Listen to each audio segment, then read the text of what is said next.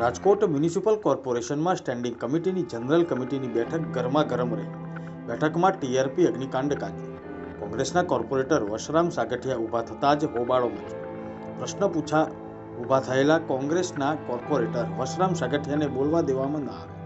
તેમણે ફરિયાદ કરી હતી કે અમને કેમ પ્રશ્ન નથી કરવા દેતા. ટીઆરપી ગેમ ઝોન અગ્નિકાંડનો મુદ્દો ગુંજે તે પહેલા જ કોંગ્રેસના 2 કોર્પોરેટરની અટકાયત કરવામાં આવી. આજરોજ રાજકોટ મહાનગરપાલિકાની જનરલ બોર્ડ હતું.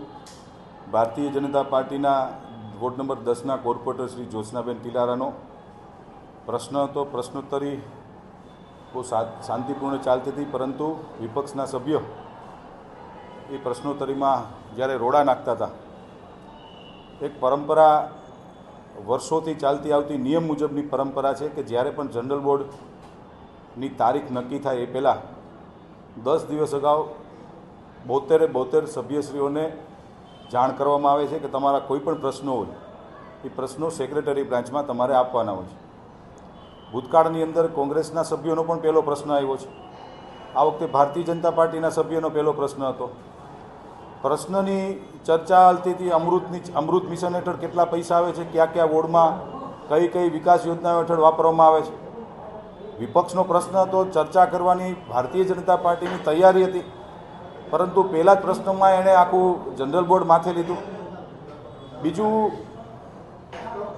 આપણા ધર્મમાં પણ એક છે કે કોઈ પણ બેન દીકરીઓની આપણે મર્યાદા રાખવી જોઈએ. રાજકોટના મેયર બેન શ્રી નૈનાબેન પેઢડિયા રાજકોટના એક મહિલા મેયર છે.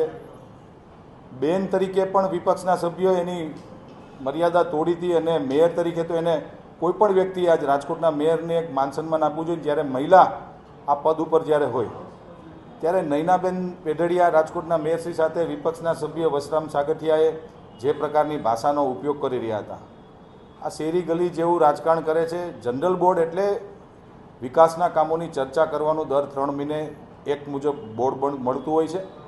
ભાજપના 19 સભ્યોએ 38 પ્રશ્નો પૂછ્યા હતા. કોંગ્રેસના સભ્યોએ 3 પ્રશ્નો પૂછ્યા હતા. દુઃખ સાથે કહેવું પડે કે 4 સભ્યો છે, એમાંથી 1 સભ્ય ગેરહાજર હતા. પૂર્વ વિપક્ષી નેતા ભાનુબેન આજે ગેરહાજર છે. એટલે બોર્ડથી બોર્ડ આવે છે કોંગ્રેસ, એની અંદર હલ્લાબોલ કરી એને ચાલુ બોર્ડે પ્રશ્નોત્તરી રોકાવાનું એનું કામ છે. બીજું કાંઈ એનું કામ નથી. અમારી પૂરેપૂરી તૈયારી છે વિપક્ષને સાંભળવાની અને એના પ્રશ્નોની ચર્ચા કરવાની.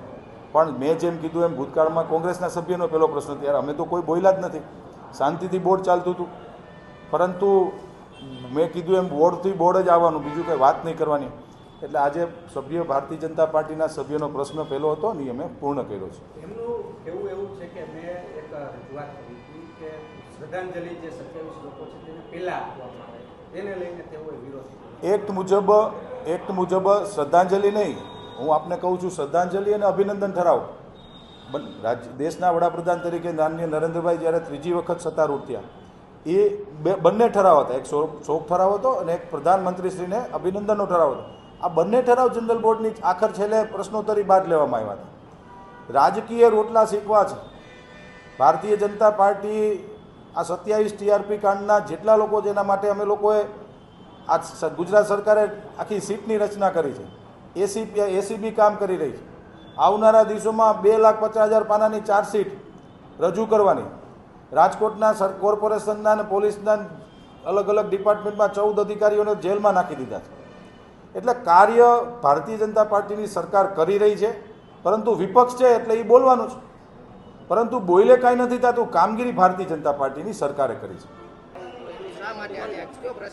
પહેલા તો વોકઆઉટ મેં કર્યું જ નથી, કારણ કે બંધારણીય અધિકાર મુજબ હું કોઈ દી બંધારણીય શબ્દ બોલતો નથી.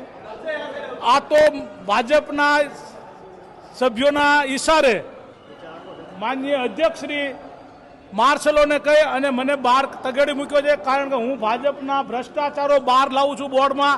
એ લોકોને ગમતું નથી અને ભાજપના નામ જોગ કહે કોઈ પણ પોઝિશન છે, પણ તે લોકોને નથી ફાવતું, એટલા માટે મને બહાર કાઢવામાં આવ્યો. મારો પ્રશ્ન તો રાજકોટમાં 27 ઓન ધ રેકોર્ડ 27 લોકો અને ઓફ ધ રેકોર્ડ 65 થી 70 લોકોના જે અપમૃત્યુ થયા છે એ લોકોનો ન્યાય મળે એના માટે એની ચર્ચા થવી જોઈએ, પરંતુ ભાજપના મિત્રો એ ચર્ચા કરવા માટે તૈયાર નથી, કારણ કે ક્યાંક ને ક્યાંક પોતાના નામ ખુલી જવાની બીકના હિસાબે નથી કરતા. પૂર્વ ટીપીઓએ જે તે સમયે અધિકારીઓને સીટ સમક્ષ નામજોગ નામ આપ્યા છે એવું જાણકાર વર્તુળો દ્વારા જાણવા મળ્યું છે, ટીવીના માધ્યમથી પણ જાણવા મળ્યું છે અને પ્રેસના માધ્યમથી પણ જાણવા મળ્યું છે, પરંતુ હજી સુધીમાં કોઈને ધરપકડ થતી નથી, એફઆઈઆર થતી નથી. જે લિસ્ટ સરકારને અને આપેલ છે એ જ લિસ્ટ ઓલરેડી આખા ગુજરાત સમક્ષ છે અને એમાં ફક્ત ભાજપના લોકો છે એટલા માટે એક્શન નથી લેતા.